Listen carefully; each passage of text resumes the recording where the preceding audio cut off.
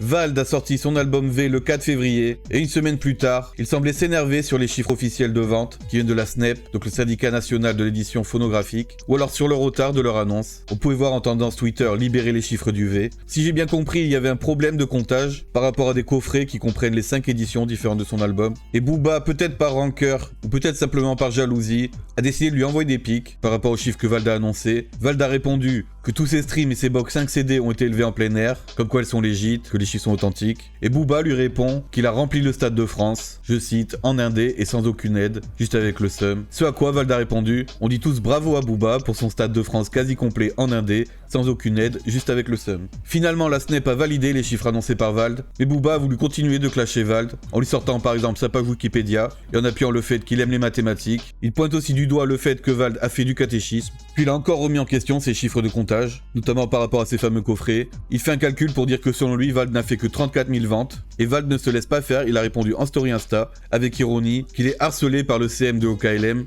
et par le fait qu'il dise qu'il aime les mathématiques. Il a publié une photo de classe de Booba, ironisant qu'il fait le mec de la cité du 9-2. Il a passé un extrait vidéo, dans lequel on entend un proche de Booba dire qu'il a une belle enfance, qu'il avait même un cheval. Quand il était adolescent, il avait son cheval. Puis refait le calcul de Booba pour arriver à 42 000 et dit que ça fait toujours plus que l'album Ultra de Booba.